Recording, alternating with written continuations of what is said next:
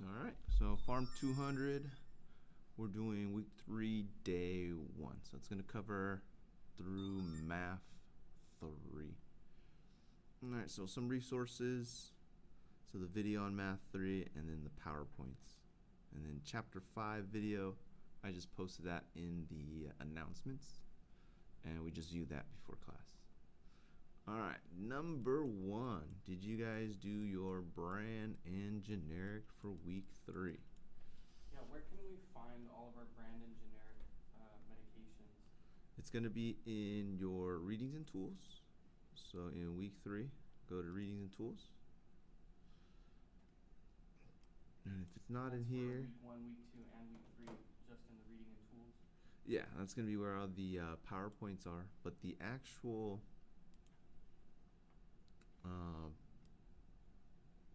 file is going to be in the directions of the assignment. So right there in week 3, brand and generics, you'll have this file right here to download. And then we'll just preview it right here.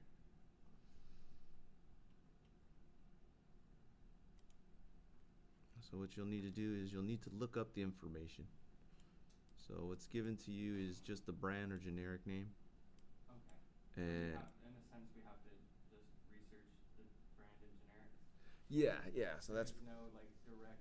No, it's not copying and pasting this class. You're gonna have to actually do some research, and then do your flashcards to help you memorize brand and generic, and get familiar with the classification indication as well.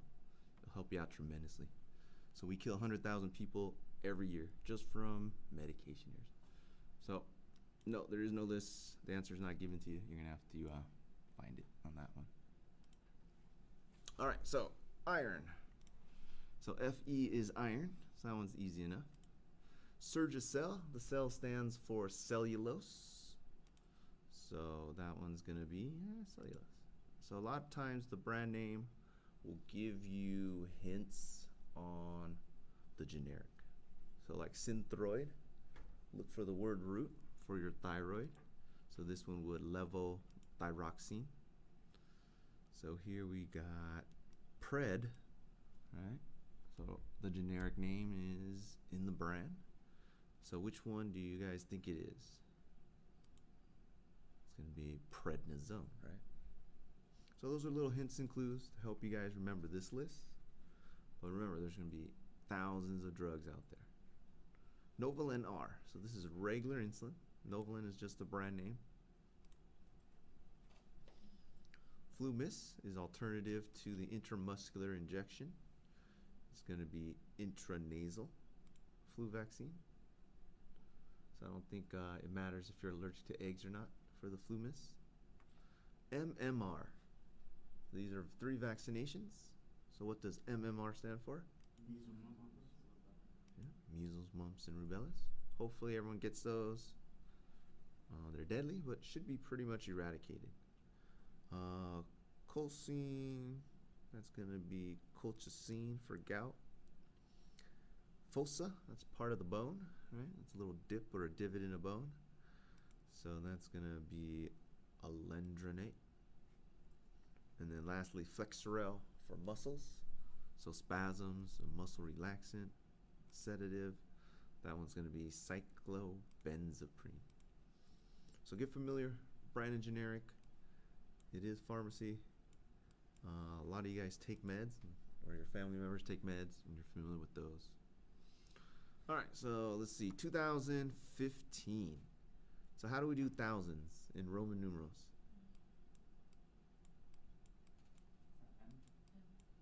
M, right? So we got 2 of them. So that's MM. How do we do 10? X. How do we do 5? V. So that's it. Add it up. We get 2015. Add up the Roman numerals. We get M, M, X, V.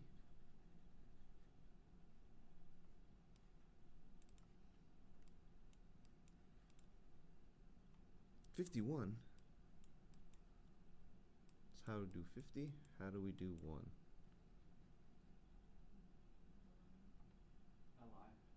Yeah, 50 is L, and then 1 is just I. So that's That's it. Add it together. We get 51 here. Roman numeral side, we get Li.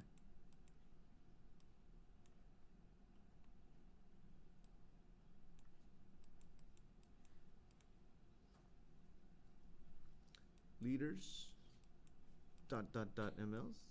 So this is metric or English metric? English metric. Liters and mLs? Metric liter. I mean. Metric, right? So liters and mLs. So liters and milliliters. So they're both liters. So that's within the metric unit. So we're going from liters to mLs. So we're going to move the decimal point 3 spaces to the right. So we have 5 here. There's the decimal point. We're going to move it 1, 2, 3. So our answer is going to be how many? 5,000. Yep. So it's going to be 5,000 mLs. So a gallon. Gallon's about 5,000 mLs. Grams to kilos.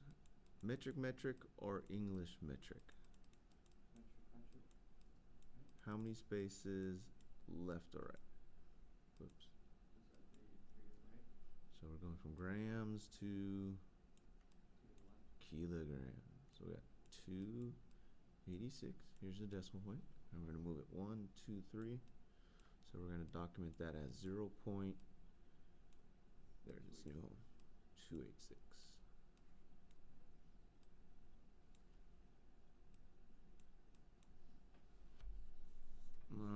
All right, so quick review on metric conversion. Let's go to temperature conversion. 9C equals, it's supposed to be a C, 5F minus 160. So here we are given negative 100 Fahrenheit. So I got to be careful. Negative numbers get a little tricky. So that's 5 times negative 100 minus 160. So what we can simplify now is this right here. So we got 9C equals negative 500 minus 160. All right, now we can simplify this portion here. What is negative 500 minus 160? Get your calculators out.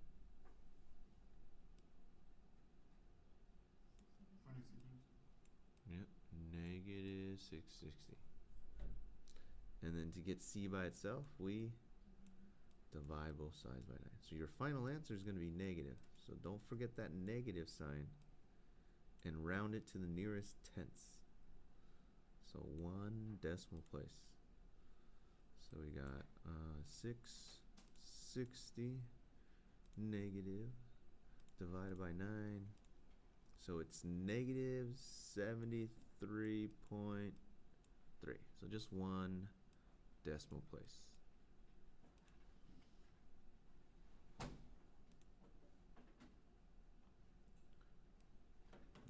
C equals 5F minus 160. So this time we're given Celsius, so let's plug in the Celsius value, which is 45. And that equals 5F minus 160. So last time we went Fahrenheit to Celsius, this time is Celsius to Fahrenheit. So what is 9 times 45? 405, very good. That's going to equal to 5F minus 160. So to get F by itself, what do we do? Add 160. Yep, let's add 160 to both sides. So here 5F is 565.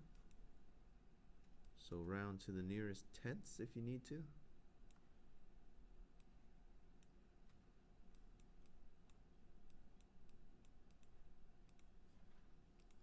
65 divided by 5. I think we got a whole number. Okay, yeah. So just plug in 113 for number 7.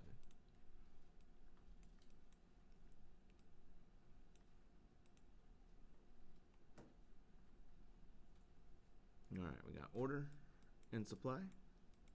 Now to use this shortcut, we have to be in the same units. The order and the supply, well, that's supposed to be an S, must be in the same units in order for them to cancel out. What is it that you're writing on the top right hand corner that's AWT? Yeah, the amount. Okay. Yeah. Order over supply times the amount. So all you have to do is identify what your order is. So in this case, it's given here. Your order is 500 milligrams. Your supply, your S value is 125 milligrams. And notice they're in the same units, milligrams and milligrams. And your amount in this case is going to be 5 mLs. So plug in your order, 500 milligrams. Plug in your supply, 125 milligrams. And in this case, your amount is 5 mLs. So it's very important your units cancel out. So 500 divided by 125 times 5. How many mLs do you need per dose? 20. 20. Very good. So 20 mLs per dose. Just put in 20. You don't need to put the mLs.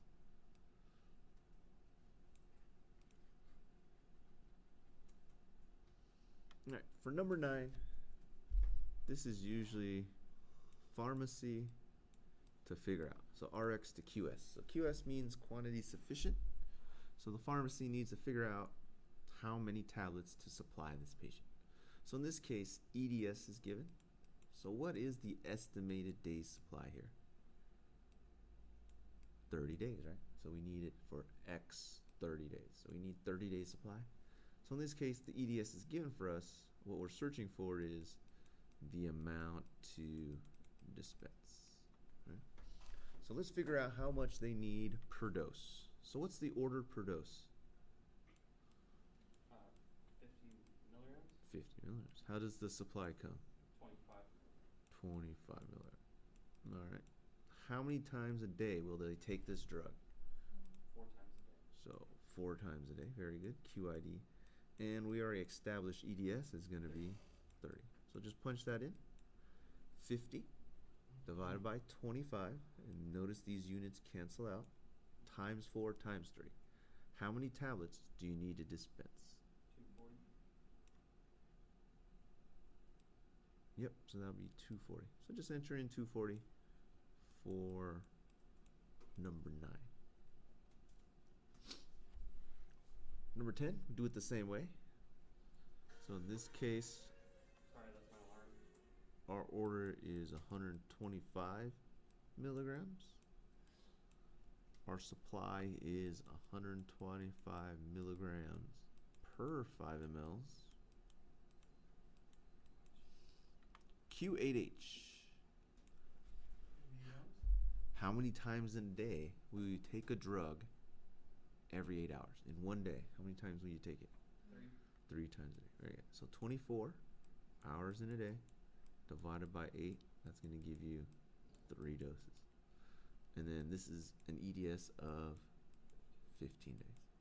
So just make sure your order and supply cancels out. So do 125 divided by 125 times 5 times 3 times 15. How many mLs for a 15-day supply? 225. Yep, 225.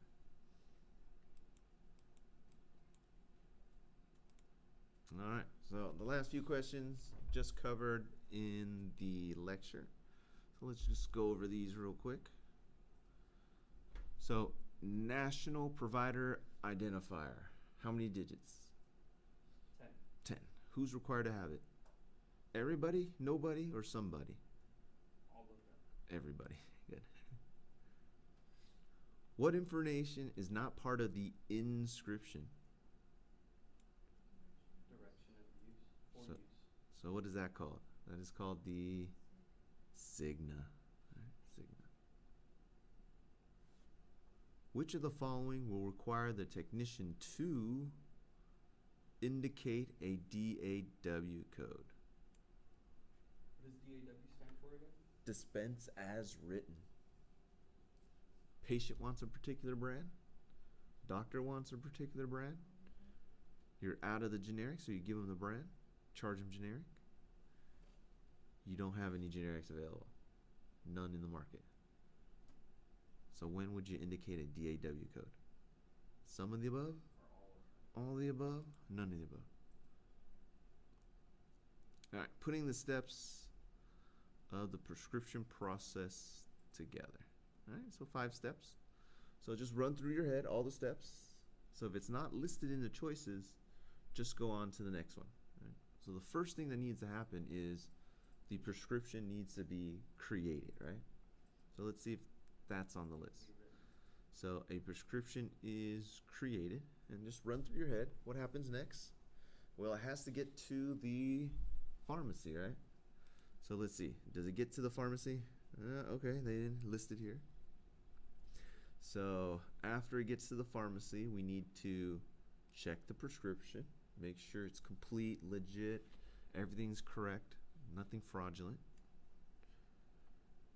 And then we will enter in the patient and prescription information.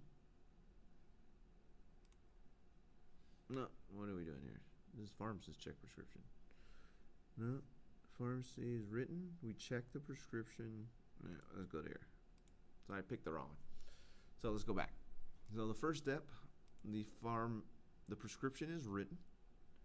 It is then presented to the pharmacy.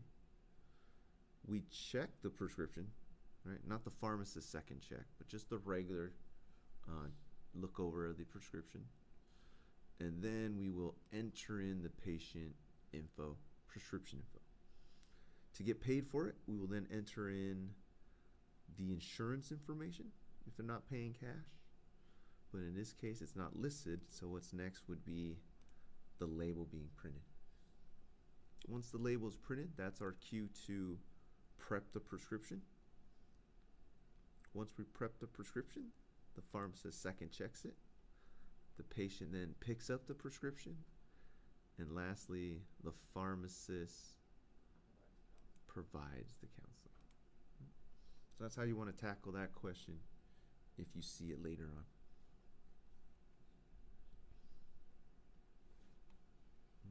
So it's written, patient, prescription, information entered, labels generated, pharmacist second checks the prescription, pharmacist provides counseling.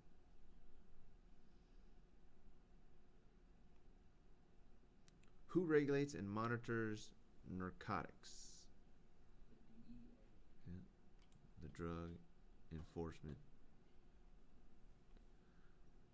Once the medication vial has been opened, you should discard it after how many days? 30 days? Is that what everyone picked? So double check what your book says. All right, let's go to 17. The pharmacist is always responsible for medication errors made by the pharmacy technician. I thought that was true, but I guess it's false. Yeah, it's going to be false. So for example, if you do not tell the pharmacist of the allergy codes or the drug interaction codes and you just went ahead and filled the prescription, then it's negligent on the part of the pharmacy technician.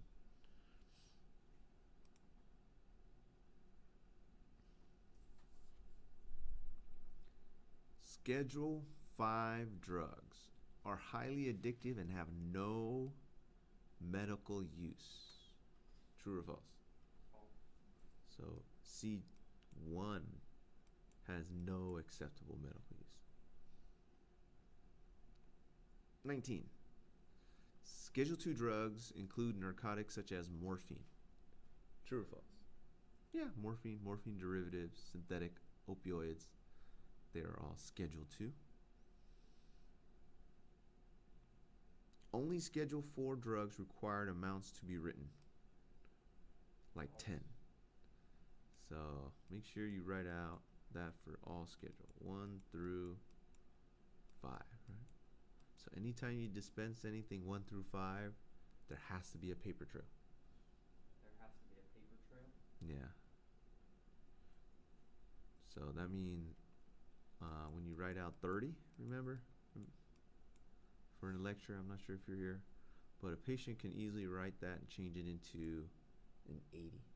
So what we'll need to do is write PHIRT1. Well, that's crazy. I didn't even think patients would do that, but you're right. What you talk about? Why stop there? 180, right? So let's change this to 180. 1EIGH.